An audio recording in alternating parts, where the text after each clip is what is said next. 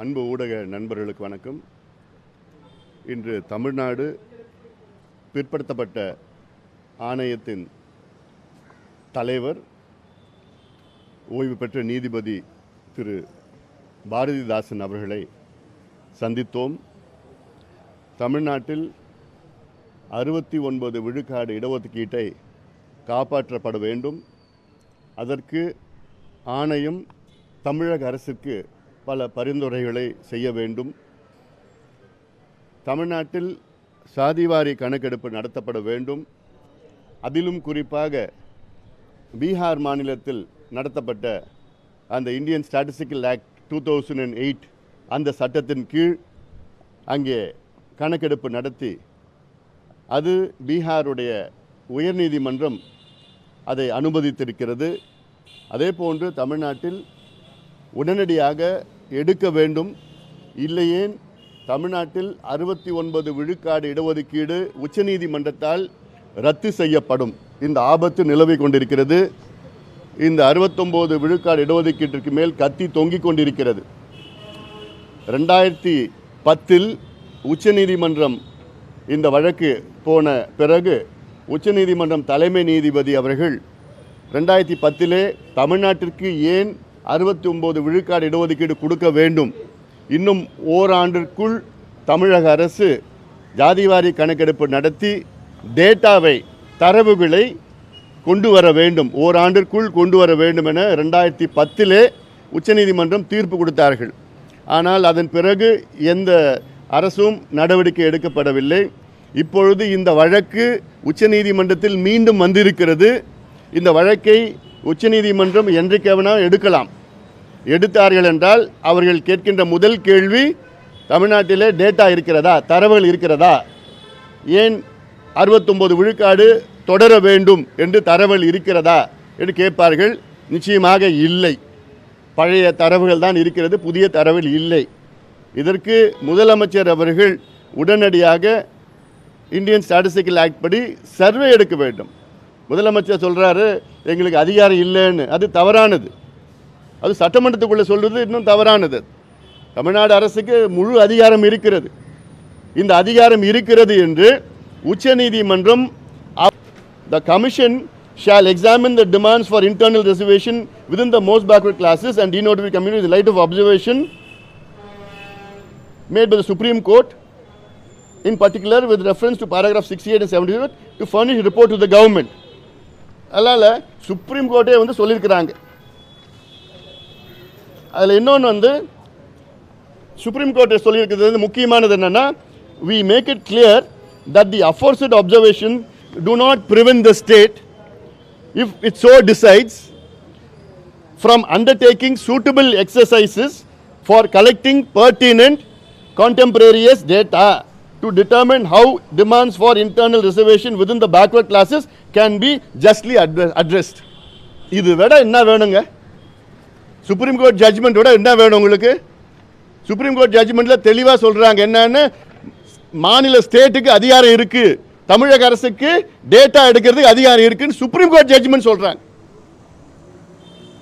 We make it clear that the aforesaid observations do not prevent the state, if it so decides, from undertaking suitable exercises for collecting pertinent contemporaneous data to determine how demands for internal reservation within the backward classes can be justly addressed.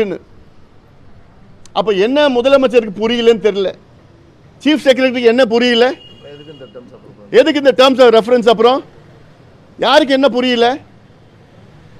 அப்போ எதுக்கு முதலமைச்சர் சட்டமன்றத்தில் பொய் சொல்றாரு? எதுக்கு சட்டமைச்சர் சட்டமன்றத்தில் பொய் சொல்றாரு? எதுக்கு போக்குவரத்து துறை அமைச்சர் சட்டமன்றத்தில் பொய் சொல்றாரு? அப்போ சமூக நீதி மேல உங்களுக்கு நம்பிக்கை இல்லையா? உச்சநீதிமன்ற தீர்ப்பு மேல நம்பிக்கை இல்லையா?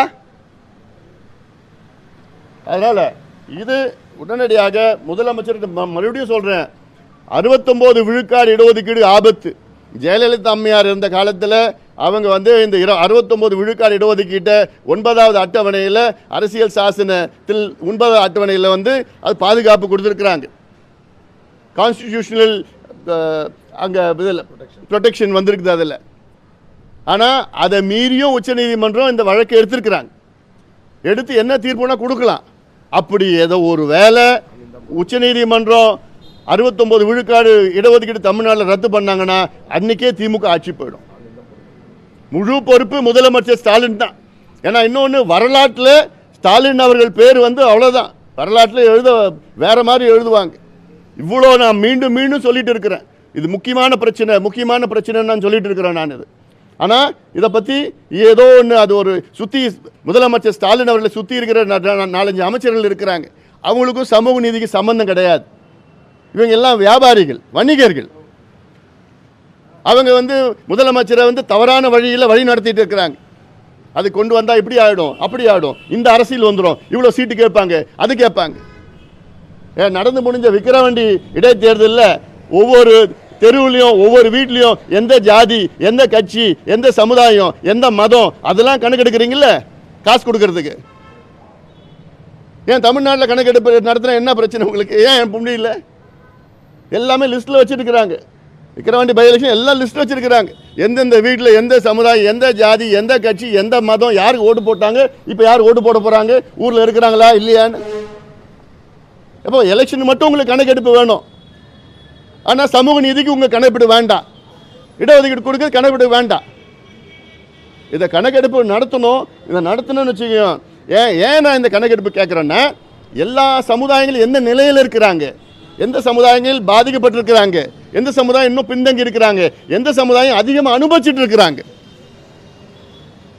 கடந்த 50-60 ஆண்டு காலமாக தமிழ்நாட்டில் இடஒதுக்கீட்டில் எந்தெந்த சமுதாயம் பயன்பெற்றிருக்கிறாங்க, எந்த சமுதாயம் பயன்பெறலை. இதை உடனடியாக தமிழக அரசு எடுக்கணும். அதுக்காக தான் இன்றைக்கி பேக்வர்ட் கிளாஸ் கமிஷன் சேர்மனையும் அவங்க நாங்கள் சொல்லி பேசியிருக்கிறோம். நிச்சயமாக சேர்மனை நாங்கள் பேசுகிறதெல்லாம் கேட்டுட்டு நிச்சயமாக நாங்களும் தமிழக அரசிற்கு நாங்கள் பரிந்துரை செய்கிறோம்